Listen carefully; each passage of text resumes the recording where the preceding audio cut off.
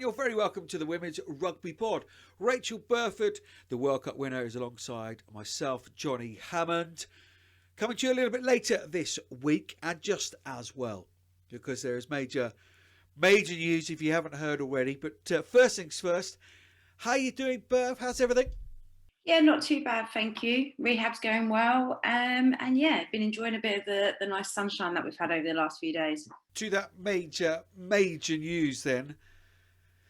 Late last night, a press release came out from World Rugby. I know you've been part of these conversations, part of this decision process, that the 2021 Women's Rugby World Cup has been delayed by a year. Before we get Burf's take on it, let's get some immediate reaction from current England player. Yes, very lucky to get into the England camp and speak to their captain.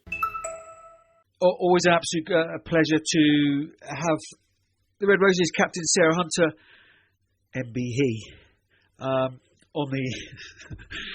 the pod. Sunter, I wish we were sort of talking about sort of more positive things, but obviously you've heard the news about the World Cup. Just your initial thoughts and the initial feelings for you. Yeah, so I guess it came out of the blue.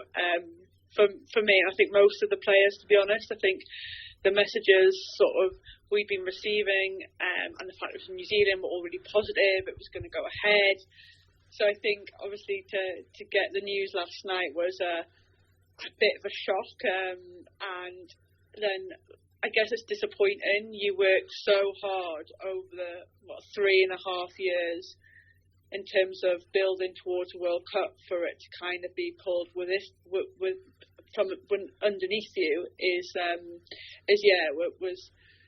wasn't the best news to hear. But I guess you take a step back and you put it in perspective and you think about it logically, and it is the right decision to make, to postpone it. And I think more importantly to make the call now, not leave it till last minute to make. There's so much uncertainty going on in the world, let alone World Rugby, with teams qualified, not qualified, quarantining, code cases popping up, all sorts of different things that actually you don't want that impacting a World Cup. Yeah, absolutely. When did you find out? You say it sort of came out of the blue. When were you as players told? So I'm not obviously in camp at the minute, but I was sat on a bike doing the most horrendous bike session when I found out. So it probably wasn't the best time, because I think I was both physically and mentally spent. So then to find out that the World Cup that you've been working so hard for and working so hard to get back from injury for is no longer going to happen this year, and it's going to, or possibly not going to happen this year. Obviously it has to be ratified when it goes to the powers that be. It was maybe not the best timing. No, well, I think it's a rubber stamp, isn't it? Let's be honest with ratification. That would be very, very naive to go against the recommendations. I hope you got straight off the bike and went, yeah, I'm not doing that anymore. Thanks very much. Certainly not for today. Anyway, the wider perspective though, so it was just backing up too much, wasn't it? The qualifications. I mean, we're very much in the dark about Six Nations fixtures. So, personally, sort of thinking, oh crumbs, not entirely sure where that stands at the moment. It was just getting too much. Plus the extra expense of having to put people up, quarantine for 2 weeks. That's a government policy announced by Jacinda Ardern, and the money that's going to cost World Rugby in New Zealand. There were just too many things up against it. Oh yeah, I think like you say, when you sit back and look at it logically, and I think because you're always naturally in your own little bubble. Like we obviously qualify automatically. We've been in training, although it's been very adapted because of COVID. Like you almost sometimes forget about the other nations. Like some teams haven't even qualified; they don't know when the qualification process is going to happen. Like you say, you've got the quarantine process that have to follow government guidelines. you just got to look at what happened in Madrid last week in the sevens, in terms of the false positive, and France and America like rightly pulling out because of player welfare. You don't want these things impacting what is the pinnacle of the 15s game, and only happens once every 4 years. So actually, you don't want a team not being able to play a game because of something COVID related, and let alone everything that goes on with the money side of things, and then no fans being there, and not having support from your family. How is it going to be commercially recognised and driven? And this World Cup has probably the biggest opportunity to be the best and most competitive World Cup that the women's game has ever seen, and it is the right thing to put it in the best possible chance to do that by not having the whole COVID thing impact it. So yes, it's disappointing as a player that your sort of goal has been shifted, but I think given the nature of the rugby world, some teams haven't even played any rugby, some countries aren't playing rugby, so actually it is one of those things that you do have to take a step back from it personally and your involvement into it, and go, actually it probably is the right decision for the wider game to move it. So, for me, if a job's worth doing, it's worth doing well. Something my dear father used to drum into me as a kid. It just wouldn't have been the best representation, and I think we're at a point where that has to be the case in everything that women's rugby does, and the minutiae, but also the wider aspects of it as well. We've got to represent it in the best possible light. Just two more questions, if I may. One is, have you spoken to other players? What's the feeling? Is it one of understanding, one of frustration, a little bit of mix of lots of things? Yeah, I think very much a mix. I think the first bit was that shock. I think, like I said, I guess because of all the positive noises coming out around the World Cup, the fact that it was in New Zealand where actually they've dealt with COVID really well, you think that actually the one place it could go ahead is that country. I think there was a shock of it's not happening, and a disappointment, because like I say, as players you work so hard for this moment, to have it sort of delayed, I think it's a natural reaction. But I think it might have been Abby actually Abby Ward described as a bit of a breakup, and how you feel when you're going through that.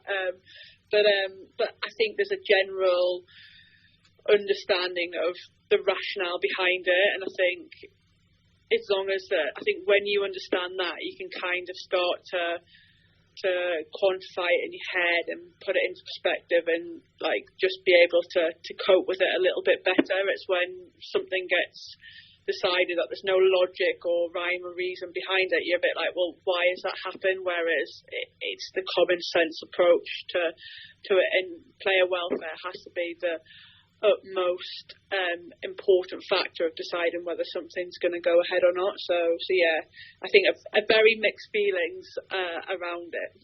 Yeah, understandably so. Huge, just a hearts go out to every player around the world who was hoping to be involved with it. Absolutely gutting for you all. But yeah, as you say, wider things at foot here, and people's lives and what have you can't be messed around with, even for a World Cup, even for sport. If I may just ask personally, most people, look, I understand this is very, very fresh news for you, and the dust certainly won't have settled. But people have been fairly amazed that you're in your late 50s now and still playing. But no, look, we're honest. More to sort of back end of your career, what have you? Have you had a chance to sort of just have a think and reflect and think where you might go with it all? Yeah, it's a very good question. I think obviously, say you're 5 years younger, 10 years younger even, actually a year doesn't really make that much of a difference. Like, you're like, oh, what's a year? But like you say, when you're sort of a senior player at the sort of, like you say, back end of career, those are sort of decisions that you have to think about and make. And I think maybe if you'd asked me yesterday, it might have been a very different answer after literally spending myself on a bike to hear the news and being like, oh God, like another year. But like, I'm so driven to play in this World Cup, and my priority at the minute is getting back fit, getting on the pitch. I've played very little rugby this year due to COVID and due to injuries, like consecutive injuries. So that's first and foremost my priority, to get back on, to get playing, to see where I'm at. Like I say, I'm driven to play. That decision might be taken out of my hands.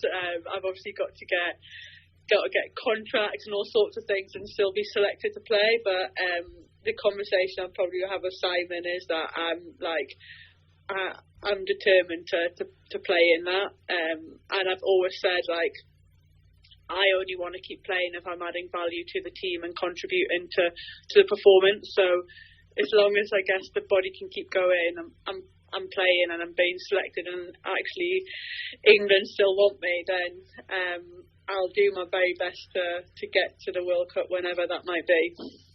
That's absolutely brilliant to hear, really is. And ladies and gentlemen, there's an England captain answering a question that keeps her media officer happy, the public happy, and us journalists happy. So there you are. What a tremendous example. When you do hang up the boots, so there's a brilliant career for you in the media, as you and I have discussed off air before. So, we'll welcome you with open arms, but we hope that won't be for some time to come, and really pleased to hear that determination. Look, well, we'll let you go. Obviously, a few conversations, whatever, going on with you. A busy time with the news. Thank you so much for allowing us to get some reaction from the very top of English rugby tree, and hopefully we'll see you very soon. Yeah, no problem. As always, my pleasure to come on the pod. Great to have Sarah Hunter on the pod to get that initial reaction from the England captain. I can only apologise for the quality of the audio, but I think it's worth hearing from Sunter. How about your thoughts, Burf? A process which you were actually involved in making? Yeah, well, that's the recommendation from Rugby World Cup, which will go to the board next week for final decisions. I think, it's been part of conversations probably ever since we got into COVID, to make sure, it's been such a difficult time, hasn't it? We're struggling to get the qualifiers going. All other competitions aren't really running. It's a major decision. And I'm sure, well, I know, different options have been exhausted and they've been looked into. So I guess the final decision is pending, but it's looking likely to be rescheduled. And, is that the right thing? Is it the best thing for the game? Is it the best thing for all the players and for all the teams to be able to play competitively, have a really good lead up, have a really good preparation? You could look at all those things and say yes. Broadcasting, timings of schedules and things, there's so much depth into it that the only thing that I can sit here and think about is how the players received that yesterday. I think all the unions got hold of the information a little bit earlier to be able to talk to all their players, and so many teams have gone through so much and sacrificed so much with COVID as well to be able to keep preparing and stay focused and stay driven towards that goal of playing in the 2021 Rugby World Cup. So I suspect there's a lot of upset at the moment, and it's really disappointing to see. We really wanted it to happen this year, and we've been saying it's a golden year and a golden opportunity for women's rugby, and just hopefully that can kick on and still be present in whenever it's going to be rearranged for. Yeah, he says it's a recommendation, but that's purely a rubber stamp, isn't it? If the World Cup are saying you shouldn't do it, then it's just a formality, isn't it? Yes and no, I guess. The whole purpose of the Rugby World Cup board is to make those kind of decisions, or at least there may be some other recommendations that haven't been considered. And, you know, another discussion to be had. I think, yeah, of course, it's, you know, it's a statement that's come out that this is what should happen and this is what's recommended to happen. And obviously they're the experts in that area. So you could say it's a done deal. But yeah, it's just, you know, it's probably a decision that's not been taken lightly at all. No, for me, there's obviously there's incredible disappointment because actually that was one sporting event. I mean, the likelihood of the Olympics, I mean, just, yeah. But it was in New Zealand, the whole quarantine thing. Incredibly difficult to ask amateur players to do what they were doing, and it was tipping towards New Zealand, wasn't it? No fans and what have you. So in terms of showcasing women's rugby in the best possible light, absolutely bang on decision, completely correct. Gives us a chance for a proper run up now. Let's hope the Six Nations goes ahead and we can sort of have a decent run. I do feel for those players, and there's going to be some interesting, I suspect, some interesting announcements and that kind of stuff. Not only, you know, from an England point of view, but home nations, and whether it be 7s or 15s, people, you know, being able to sort of hold on for the World Cup. And that, yeah, that's really very, very sad. But we are in the middle of a global pandemic. The other side of me says, well, this is about money, funnily enough. Always is, isn't it? And this is about quarantine and the amount of money the New Zealand government's going to put towards the quarantine. And World Rugby didn't want to foot the bill, and neither did the New Zealand government. And that's what it comes down to, which is a real shame. And I will just caveat that with saying, if it was a men's World Cup, I wonder what the decision would be. Are we comparing chalk with cheese because it's professional, non-professional? But therein lies the problem, isn't it? So it's incredibly disappointing, and I know people will be gutted. I know we're certainly gutted about it. But yeah, these unprecedented times. We've said it many, many times before. It's a real shame. We do have a cracking show coming for you today. Wendy Young from Your Scrum Half Connection over in the States is coming on to hear all about Wendy and her trying to promote from the other side of the pond. Really lovely person and does a lot for the game over there. It'd be interesting to hear her story. The other thing I want to talk to you about, Burf, was your article in Rugby Club Pass about broadcasting, and that sort of weaves into a few issues that Maggie Alfonsi's been having, Sonia McLaughlin over the weekend. Slightly different issues, but it's kind of all of the same. I agree with you, funny enough. Wow, you're all right. I'm embarrassed at times with what's put out there on some of the streams and what have you. I always think that how you present a game should be mirrored with what's going on the field, and the Allianz Premier XVs is an exceptional product, and how it's being presented it's appalling. And the powers that be don't mind. The attitude is just get it out there. That's not good enough for me. So yeah, I think a lot more training, and I think a huge amount of influence needs to be put on the people, putting those people in that position and actually produce stuff. It doesn't come, as you know. I mean, it took me about 10 years to be confident to not think about every single word I said. You? Yeah, I mean, I did my first women's game last weekend, and you know, that's my only second game co-commentating, and yeah, I'm way off where I'd like to be with it. And I think that was part of the article. It's like recognizing that's not just a job you can just slip into and just do. Well, look, there's a couple of people in the game. I think Emily Scarrett's pretty natural. You flip over to the men's side, Sam Warburton's very natural. They're kind of people who can just step into it and it's natural to them. But majority of people need support, training, understanding. They need to develop and, you know, get experience in it. Like obviously, you're never going to be perfectly ready when you first go on screen. You're never going to be where you are, Johnnie, after 10 years, after that first 10 years, and be really confident and comfortable with what you're doing, what you're saying.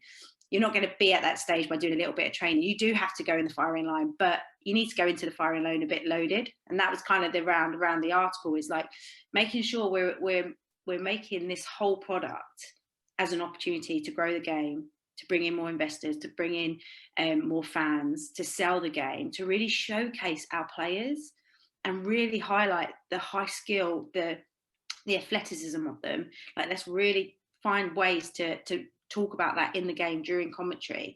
And league commentators can do that because obviously that's a profession and you've learnt your trade, and that's it. And my article is just around, you know, if I'm going to go in there, I have to be prepared. I have to do my homework. I have to research on the teams. I have to have a bit of knowledge and understanding of the wider picture as well. And I need to seek feedback. I need to ask, you know, what could I improve on? How can I get better? As well as my own critique.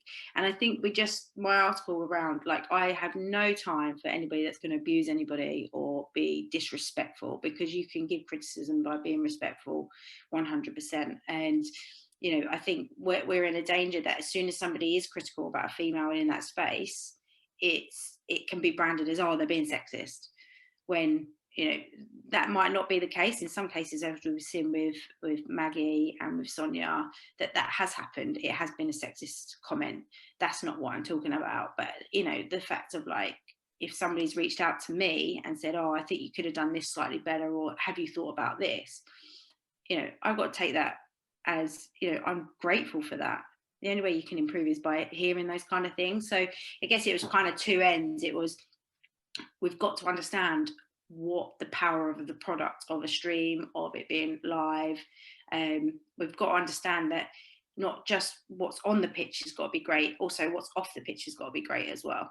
Because it all, let me just deal with the abuse thing. It's totally and utterly unacceptable. Whether that be racial, sexual, there's absolutely no place for it. But I don't care whether the reporter is male or female, black, white, mixed race. I don't care. If you're good enough, on you go. And I think that's, for me, that's the point, is whether you're a man or a woman, do your research, have some training, get some feedback. And if someone like Sonia isn't good enough to do it, she wouldn't do it. The BBC simply wouldn't put her there to do it. It's very, very simple. Remember a story, and this was told about 15 minutes before my first ever live commentary, Sharks against Harlequins, from my old boss. Said, Johnny, don't it up, use your own word in the middle there, because 3 minutes into one game I had the boss of Sky Sports, that was then, ring me and tell me to pull the commentator off because he didn't like his voice. And the boss's reaction was, well, he's got 73 minutes left of the game. He said, okay, fine, well, he can do this next 73 minutes, but he never works on our channels again. And he never worked on the channels again. So it's very, very simple. If you're not good enough, you don't get to do it. You go in an eerie 80,000 seater stadium and ask Owen Farrell, who is prickly as you like, and I think there's a massive responsibility with him and the England media team to sort him out. It's part of the contract.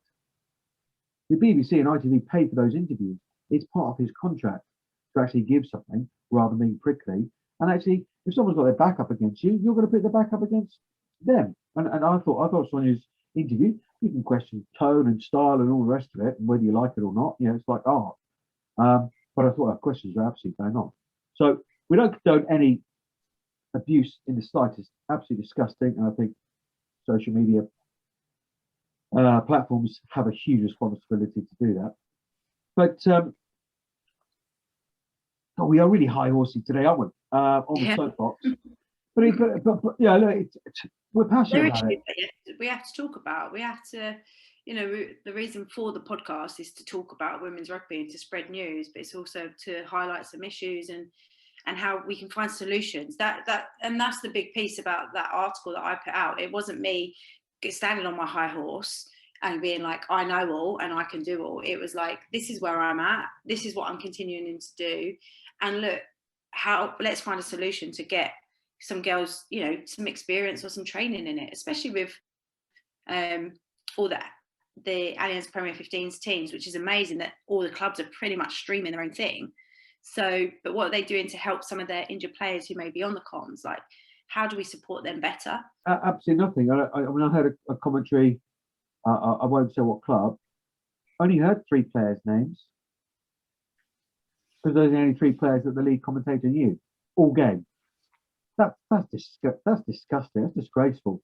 Because the reason I'm so passionate about it is because it all works into a greater thing. If a potential sponsor or somebody who works in the marketing department at Saatchi or Vitality or whatever switches onto a stream and it's Tom, Dick and Harry doing the commentary and it's not professional and it's not done right and the tone isn't right and all the rest of it, you immediately switch off. We don't have crowds at the moment, so the grounds don't look great. Some of the cameras aren't great. So why are you going to invest in a product that doesn't look great? The pictures and the vision sell the product. So it all interlinks into. So present that properly. You might get investors.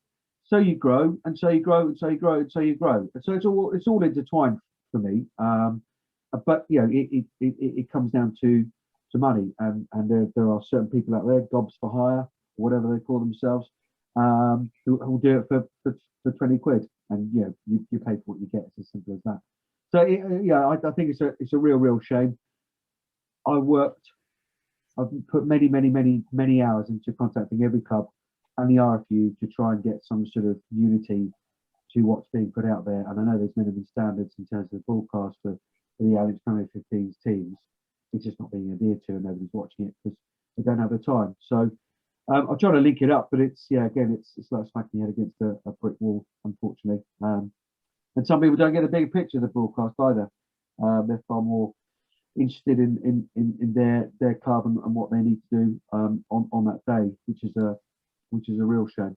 I will just note, and I've done it for a couple of quite high profile people in the media, women's rugby players, coaches, JH Media Services, commentary training, punditry training, analysis training, no problem at all, tailored completely and utterly to you. There's me sell, hard sell, but genuinely, I know players have been chucked in sort of on a Thursday, turn up on the ground and got no idea what they're doing. I've had a couple of occasions with that with co-commentators. That's just not good enough. So, Dave, if you just want a half an hour chat, whatever, then do give me a call because it's the greater good, isn't it? Of trying to present it properly. Anyway, on to Wendy Young, your scrum half connection. I'm Dave Conkle, and you're listening to the Women's Rugby Pod.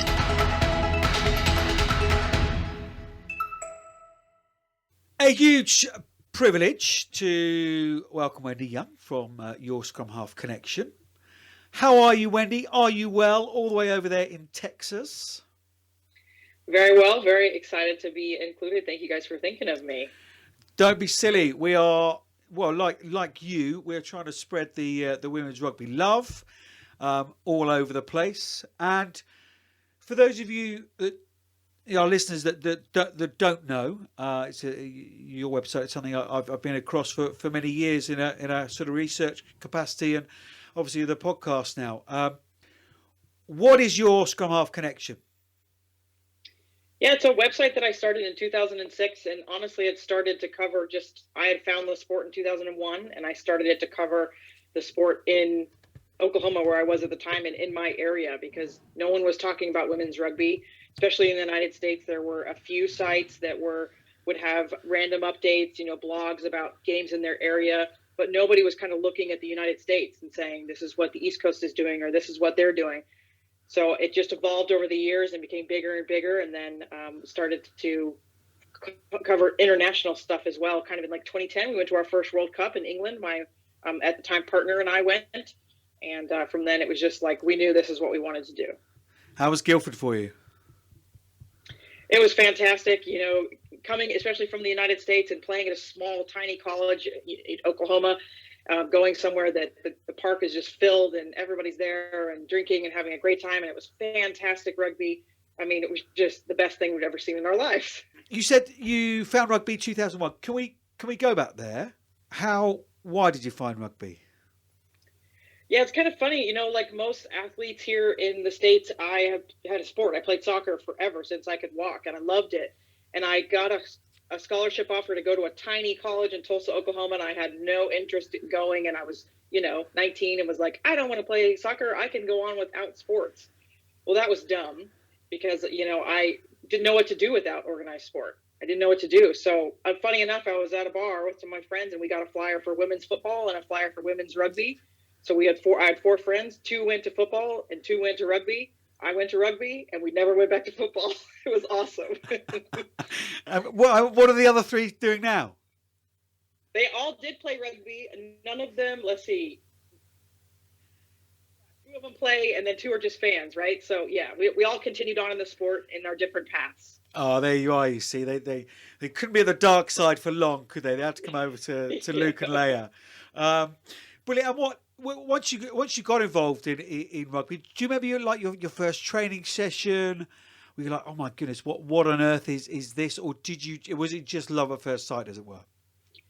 I mean, it was pretty much love at first sight because we had a practice on our Tuesday and we had a practice on Thursday, and then we had our first game. So I played scrum half after 2 practices, and our whole team, I think we had like 14 rookies and 2 veterans. So, I mean, we didn't know what we were doing. At one point in the, our first training, we're getting yelled at because we're not rucking, but we're like, what's that? And, all these things. And luckily, all my friends, we'd all played sports, so we were really into contact. So we weren't afraid of the contact. We just needed some direction to just run up the field and make sure we passed backwards. And then that's how it was written. Wow. Yeah, I mean, it's a fabulous sport, isn't it? And it takes people like yourself to get involved and move it forward. For it to grow. So come 2006, say, right, well, let's start promoting some club bits and pieces. And I suspect you and I have a similar kind of tale here with this podcast. It just consumes you, doesn't it? And you want to do more and more and more and promote more and more. You find more and more stories, more and more interest, and it just almost sort of takes over your life. Yeah, it absolutely does. Like I said, I started really small and just wrote about my team and the game we had that weekend. And then another team would reach out and say, will you write about our game? And I'm like, sure. What happened? Give me the details. And it just kind of grew from there. And that's where I went from the U.S. all the way out to, covering the World Cup and all these other events that, are peripheral and were exciting. But I never thought I would have the funds or the means to go to a World Cup, and the blog really helped with a lot of that. At the time, we called it a blog, but it really helped with a lot of that. But it was really the connections that were made. Like I met Allie Donnelly, who Scrum Queen. She reached out to me and, was like, I'm going to start a women's rugby website. And I was like, hell yeah, let's go. And now we have a friendship, and it's been fantastic. And really feel like we've done a really good job of just promoting women's rugby. I mean, obviously, a lot of people get a lot out of your website. What have you got from 2-part question? Part A is, what have you got from the sport of rugby? And B, what have you got from outside of meeting Allie Donnelly, which by itself, let's be honest, is fabulous. What a wonderful human being she is. But what else have you got from running the site? Yeah, I mean, I'll start with your first part. Please. Rugby, I mean, it's been everything. It's helped me get jobs. It's helped me continue in an organized sport, somewhere where I could put my passion forward. And honestly, it's driven me to careers. I realized early on I liked organizing the tournament scores and digging into the details and finding the rosters and really getting into it and understanding, okay, well, Rugby Africa is having this cup this week, and then that leads into this, and figuring out where it's not really documented well, like figuring that out helped me to understand I wanted to be a project manager. So that's what I do for my life now, and then getting jobs. You mentioned you're a rugby player, and it's unique. People love it. More than once in a job interview, I've been told, oh man, I love hiring rugby players. They're just great. They're passionate. They're, competitive, and they're great. And they're all about teamwork. And so, I mean, rugby has been everything for me in my life. It helped me find my wife. We have a kid now, and he wants to play rugby. Like, it's just everything. Wow. For the second part of your question, the site has really also just taken that to another level. I've been involved in the administrative side of rugby since 2008, when I became the Texas Rugby Union administrator, basically. So I manage the TRU, and we have about 45 teams, and tried to step away several times, but I just can't. I'm just obsessed, right? I like it. I like helping teams and growing rugby and all of that. But beyond that, it's helped me get onto the USA Rugby, the GB level. You know, I've done management of test matches where I'm managing the referees, and I'm on the tech zone side.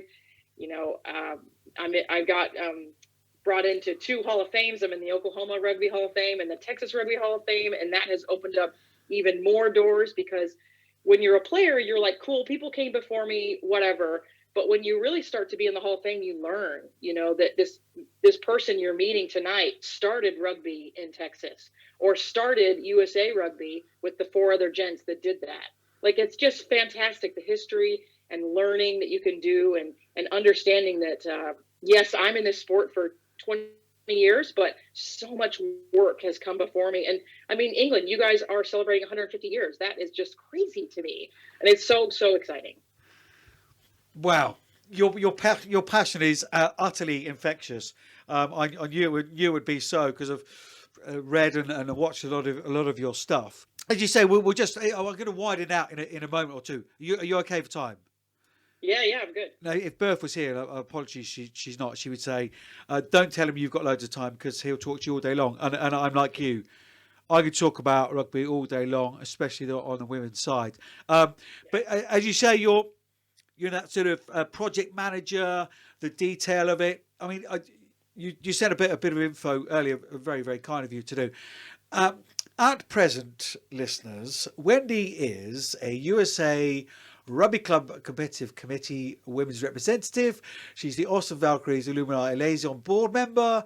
She's a Red River Rugby Conference Committee's Competitions Committee Member. She's the Texas Geographic Union Administrator. The list goes on and on and on and on. What's your favourite bit of it all? It's gross, right? It's also a method of I can't say no. Who also is a rugby player is I was like, you've got to say no to some of these things, but I just can't sometimes.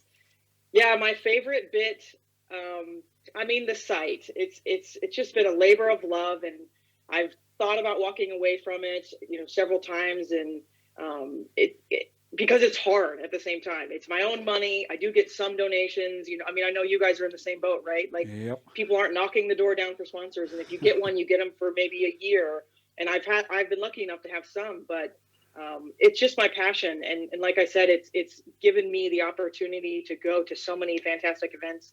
I mean, Rugby World Cups and Sevens, and you know, the Olympics, and be on the front lines. It's different to be a media representative. You can talk to the players and talk to the coaches and get to know them on a personal level as well, beyond just, you know, watching the game from the best seat, because you're up in the suites, you know, usually. So it's just really good overall. Awesome. If we could just widen it out a little bit to USA, and no better person really to talk about this. We spoke to Alicia Washington some time ago. We've had Rob Kane on. Obviously, he was over here at Saracens. But 15 seems to have stalled almost completely over there. And I may be very, very wrong.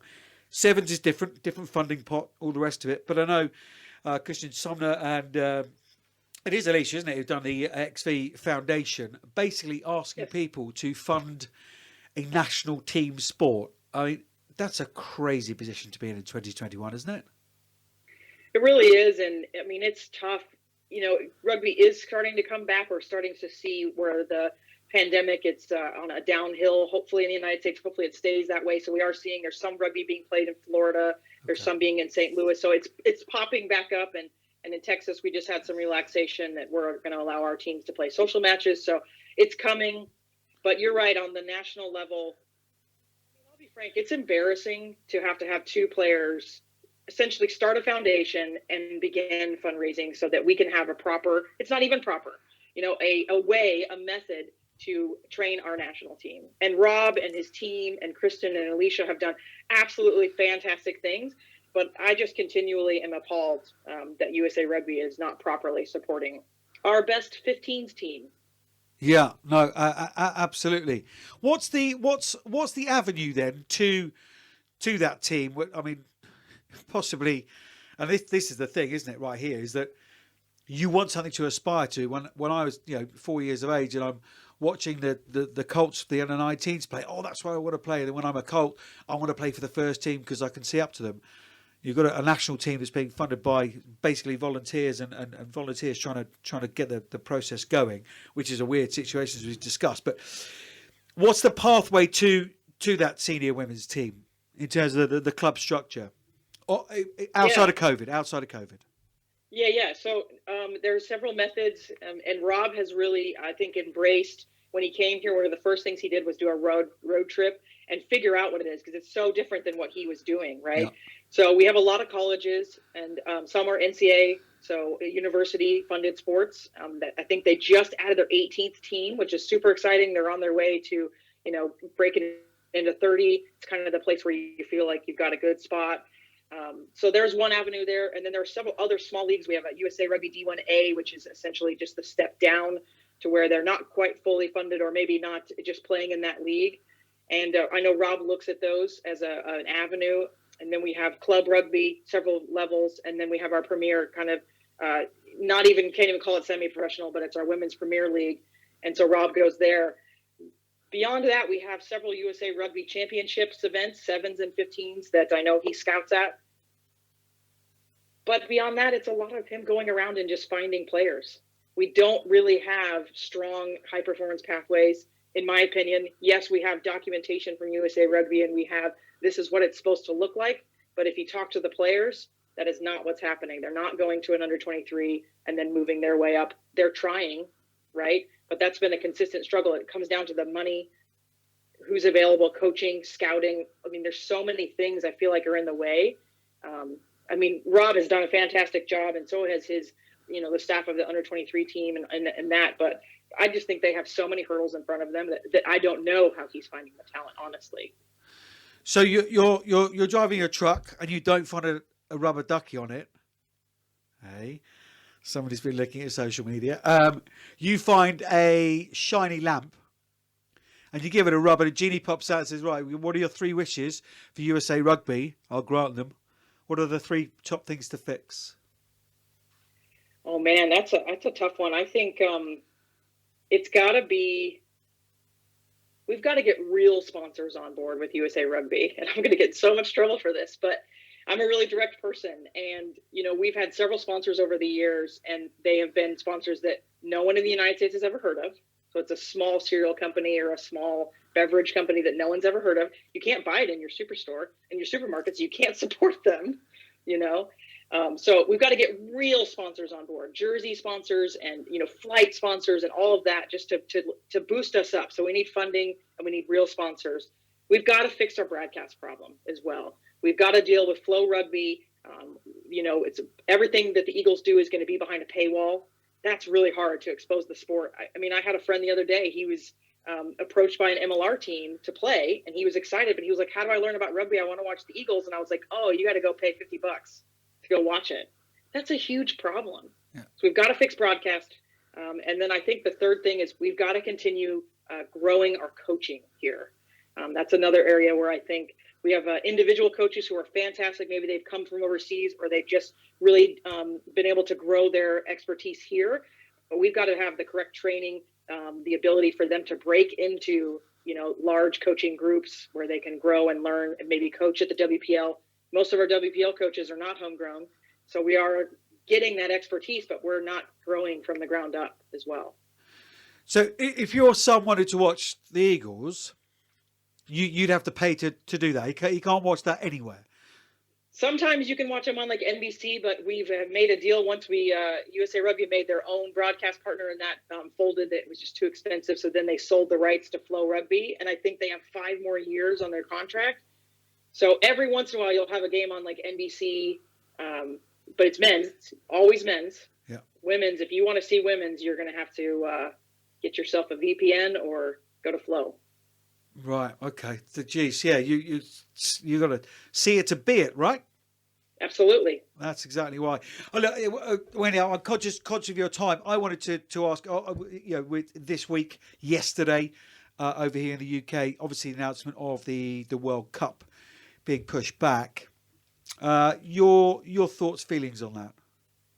You personally, first of all. Yeah, I think it was inevitable, and I hate to be that way. I've been saying for weeks that this is going to happen.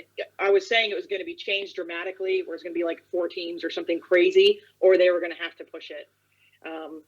It is. I have an internal battle with this to where, yes, I think we should push it so we can adequately support it, make sure the teams are ready, make sure there's funding in place, get these qualifiers done with teams so they're not playing a qualifier 4 weeks before the World Cup, because that's crazy. But then on the other hand, I just keep going back to the gender equity, and that's all over social media today, where we've got men's Six Nations not pushed, men's not pushed, men's Premier continuing, no rule changes, not pushed. So I think, we have several people coming out, like the RFU director, she just came out and said, it's not a gender issue, but it just it continues to feel like a gender issue I just can't get away from that. Yeah, it's something when we recorded the earlier part of the pod, I said to Burf, it's the fact that the men's game is professional, the women's not. That's where we're at. But that doesn't mean that's right or we should accept that, And quite clearly, I'm a bloke and I'm saying that. But, it is 2021. Why on earth are they not on the same level playing field? It's very, very simple as that. And the answer which I get back from lots of people, I'm sure you do commercially, is, well, when we do, for example, we tweet about something about men's rugby, it gets X thousands of hits. When we do one about women's rugby, it gets X tens of hits. So, and, Yeah. I don't want to throw myself in front of a horse, or no other woman wants to throw themselves in front of a horse or chain themselves to railings to get this stuff doing. We're not cavemen and women anymore. It's the 2021, isn't it? Yeah, it's one data point that we constantly have to fight, and there's been several articles, and I totally agree in the last few weeks of players coming out and saying, we've got to broadcast this sport. It's got to be available to watch, to grow. And we know that, and we just need somebody to take, Premier 15s is the easy example. We just need a broadcaster to come on board and say, yep, we're doing all the games. It's going to be awesome. It's going to be fantastic, because yes, the teams are starting to live stream, and that's what the teams in the WPL in the US have done, is just fine. We'll stream it ourselves. We'll do it. But that's a player behind a camera sometimes, and they get distracted, and it's not the best quality, right? We need somebody to come in and just bite the bullet. And yes, you'll lose some money. I mean, look at the MLR. They're losing money hand over fist over here, but it's on TV and everybody loves it. Let's do the same for the women and see what can happen. If you give us equal opportunity, I'm sure you'll get your equal dividends. I know you will. I could agree. There's one men's Premiership team that runs as a proper business. Everyone else loses money. International rugby, okay, is very, very, very much different. But even broadcasters, I worked for Sky Sports for 20 years. You don't make any money from televising club rugby. Nowhere near. Yeah. You're losing money. So what? I don't get the argument. Look, we go down a rabbit hole a little bit here, but you and I are very aligned on this. I just wanted to soapbox time. Last thing I just wanted to ask you around that World Cup is. And I'm asking you to get your crystal ball out here, but what's the effect going to be on the US Eagles and club rugby? We know that World Rugby are working on some big development plans for the women's game. Not sure they're going to sort of kick in before the next World Cup. So just lay out the next 12 months, if you would, for us for the Eagles team, and the impact of pushing that World Cup back. Yeah, I mean, I know they had several large assemblies planned. They had a World Cup squad primed here in the U.S., and it almost feels like the funding is there, so we should take advantage of it and still do the assemblies. I think that's what a lot of the international teams are going to do. Cool, we were supposed to have teams here the next 2 weeks. We're just going to keep doing it, push forward. So I totally think they should do that, and then we've got to get test matches. We've got to go places, or we've got to bring them to us, and we've got to get test matches. Before the pandemic, we were up to 12 test matches a year, which isn't that many, but it was the most the women's Eagles have ever done. We've got to get past that number. We've got to get, all women's teams. England's basically the only team that's playing anywhere near that. New Zealand, bless them, unless they fly somewhere, they play 2 to 4 a year. So we've got to get test matches for the Eagles and continue to find the best talent we can. And then we've got some interruptions in there. We're going to have a Rugby World Cup Sevens in the middle of all this. We've got HSBC Sevens was just announced this morning. So it's not going to be smooth sailing at all. No, indeed not. And those test matches not just against Canada, I'm guessing. You want to play some. I would hope not, right? I mean, slightly different let's try to. Yeah, I mean, it was great when we did the I forget what they call it now, but when they played South Africa and England, and then they, if we could get France to come over, let's play the top 5 teams again, and let's have a super series and get everybody the best game time they can, and make sure everybody can watch it. Indeedy so. Oh, well, we'll leave it there.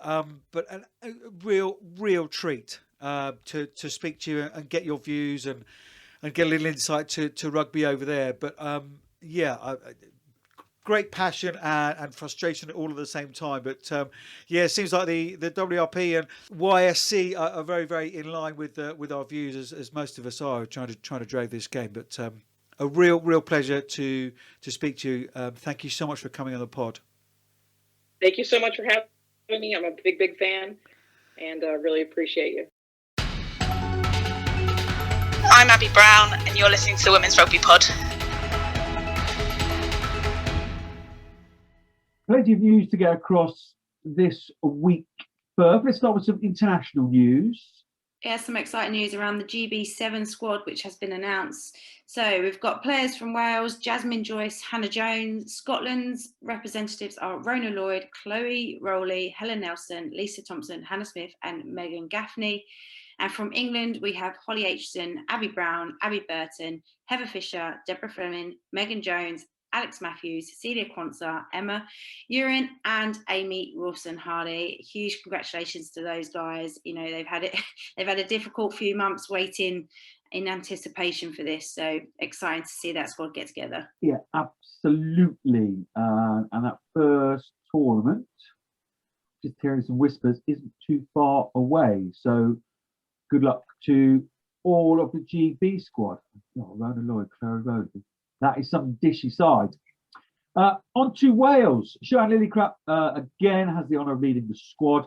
Warren Abraham saying a fantastic role model, not only for the current group of players, but also in terms of the legacy this group of players will leave for the next generation of Wales women internationals and the community game. Craigie George, Karen Lake, Fionn Lewis all returned from injury, plus 5 uncapped players. A 17-year-old, Cecilia Tuipulotu, Laura Blean, Gwenlyan Jenkins, Maddie Johns, Loughborough Lightning's Megan Davis. They also welcomed back Mel Howley, Millie Clay, a year after giving birth to her son, and Karis Phillips from Worcester, Beth Dainton from Harlequins. And congrats to our Shona Powell Hughes, and Flo Williams for the Perception Agency as well. Well done to them. And some sad news with Jade Conkle, but we do wish her all the best. She's heading off to do firefighter training, so she's taken a small break from her playing duties to get herself qualified for that. We can't afford to lose players of Jade Conkle's quality. I agree with you, and we won't. She'll be back, but I know what angle you're going at. But yeah, look, she sees this as a post-rugby career thing, so she's getting it done now. Which will allow her to continue playing rugby. Yeah, look, on a personal level, and we've had Jade on the pod a couple of times. Lovely lady. It was fab with my boys down at the stoop when we were all allowed to be together. But a proper superstar, one of Scotland's best players, and has been for a while. I think it's really sad for the game. That's actually something she wants to do. But yeah, we of course will welcome back with open arms when she does come back. More news out of South Africa, and it's nothing official yet, but it seems like Lynn Cantwell is waving her magic wand already, because there are strong rumours that the SA women will be sexually contracted. As we say, just rumours at this stage. And just to bring you the news of Madrid Sevens, Russia won the double last weekend and this weekend. They beat Kenya 17-0 in the final. Poland taking bronze over Spain. Slight shine off it all, with France having to withdraw due to coded testing in the end that were negative, but couldn't get the result in time. And also the USA, as precaution, also pulled out. Spain, Netherlands was at the weekend, wasn't it? That European Championship. Spain on top form on Saturday afternoon. They ran 15 tries to clinch the European Championship 2020 title, and in the process secure a place at the World Cup European qualifying event. Whether that's relevant or not anymore. The host dominated Netherlands at the Stadio Pedro Vicente, 87-0 to back up last week's 56-7 triumph over Russia at the same ground. 2 bonus point victories mean Spain finished top of that championship, Russia finishing second, Netherlands third. They will now progress to that qualifying event later in the year against Ireland, Italy and Scotland. If that all happens. Or when it happens. And we've got news from the French League, the Elite One, that's now in the playoff stages, but not without the drama. I mean, what do you expect? It is France. Montpellier, Toulouse, Romanach, ASM basically, and Blagnac all top their respective pools. In the runners-up spot, Lens, despite being down to 13 players, prevented Lille from scoring, so squeezed through a -62 to -63 points difference. Reims and Bayonne booked their places from pools 2 and 3. In pool 4, Bognor, who were due to travel to Grenoble, who hadn't registered a single match point all season, but there was a last-minute COVID test in the Grenoble side, which meant the game was cancelled. FFR judged the points go to a split and go to both. And Bognor, who under normal circumstances you would suspect would have recorded a bonus point win over Grenoble, having beaten them by 35 points earlier in that system, missed out on the playoffs by 0.8 match points. I mean, that is harsh, not getting through to the playoffs because another team's got COVID. But yeah, these are the kind of things that are happening in these bizarre times. So the 2 pools with 4 teams now in the playoffs. They got underway last weekend. Blagnac thrashed Stade Reims 56-10. Montpellier put Lens away 64-5 in pool 1. The other pool, Romanach beat Bayonne 17-24 on the road, while Toulouse put 27 unanswered points on Stade Bordelais. I should have let you do all that French stuff, shouldn't I? I'm sorry. No, I'm more than happy. On to results in England. And we must just say, we're remiss not to say at the top of the show, it's the first time all 5 games have been streamed. Have you got 5 devices to watch all at the same time? We have to start staggering kickoffs a bit more so everyone can watch. Oh, there's an idea. A broadcast manager would be a good idea to keep an eye across all these things. Another thing I've been working on, trying to smack my head against a brick wall. Exeter bit 76-5 against DMP. First ever hat trick. Louise Burgess. Should we celebrate that's only the second try of the season for DMP? Yeah, we can. Go over the whitewash. Good for them. Cracking game at Acton. You were there. Wasp Saracens. Wasp coming through 26-24. Yeah, brilliant battle. What a game to showcase the game. End-to-end staff on the edge of your seats. I wouldn't want to be either of the coaches when I was looking down. Both of them were looking pretty nervous throughout most of the game. It was very much tit for tat, and Wasps hung in there and managed to secure the win. Very good. Abby Dow was on reasonable form. I had 2 tries, but unbelievable. The first one, very much the same, both of them, but her second try was just outstanding. She beat over 6 defenders, change of direction, moving the ball into the other hand to be able to hand off the next coming defender, getting tackled over the line and still dotting it down. Yeah, she was in formidable form. And she's a player, when she gets going, she gets harder and harder and harder to bring down. She reminds me of a Cat Merchant, one of the most incredible finishers and runners with the ball in hand. Yeah, if you haven't seen those, do look them up on social media. They are outstanding. Loughborough Lightning, 43-14 against Worcester, as we expected. Hartbury, I would say Gloucester Hartbury, but basically Hartbury, 36-0 against Bristol. Kelly Smith, congratulations to you, your 50th Premiership try. And your guys went up to Sale, the long road, came away with a 45-5 win over the Sharks. Pleased with that? Yeah, really pleased. I mean, whenever you travel, it's really difficult anyway. So to be able to put a scoreline on a quality side of Sale Sharks, and to give that scoreline some context, it was 12-0 at half time. So the first half was, tiring the opposition out, working really hard, fighting for every inch, and then the second half is probably where the experience and maybe the fitness and the time together of Harlequins shone through against the new side Sale Sharks. But yeah, really pleased for them. Lots of things that we've been working on in the week came alive in the game, which is, pleasing from the coach's point of view. But all eyes onto this weekend now. Indeed, we'll get on to those fixtures in just a sec. They just update you with the table. Sarries lead the way, having played 12 on 52 points. Quins played 13, 51 points. Lightning just behind on 48. Wasps make up the top 4 on 44, having played 12. Exeter Chiefs very much in the hunt on 39 points, having also played 12. Hartbury beginning to lose touch in 5th on 30 points. It's going to be some race for that top 4, really is. Anyway, this weekend, the Allianz Premier 15 fixtures are Wasps against Exeter. Big game. Really looking forward to that one, because I think, Exeter have been improving, as have Wasps, and they've both been finding their form. And so I think, it's going to be a very interesting matchup, how the game plans of both Giselle Maver and Susie Appleby play out. Wasps will be absolutely riding on a high right now, and have so much belief and confidence that they can go and beat Exeter and increase that top 4, that 4th and 5th position a little bit more this weekend. I'm going to, based on how I saw Wasps play last weekend, I'm going to say Wasps. Exeter. BNP Loughborough. Worcester Sale. Ooh. This is a tough one. Can't go away from the home side, can you? I don't know. I think, if Sale Sharks can bump up the 40-minute performance like they did against Harlequins to a 50-60, then I think they absolutely will beat Worcester.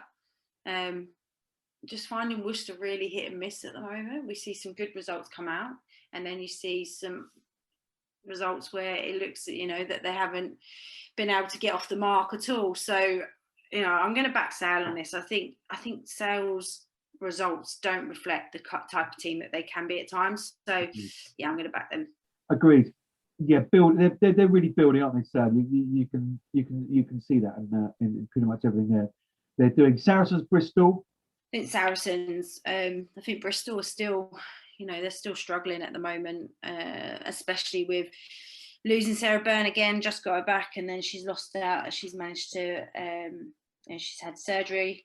So I think, I'm definitely going to back Saracens. And on the back of last weekend, they're going to want to come out and turn things around, as they did after their defeat against Exeter. So I wouldn't want to be on the receiving end of that side. And Bristol advertising for a head coach role. So you fancy that? Do check that out. Quins, Gloucester, Hartbury. I think it's going to be a really, really tough game.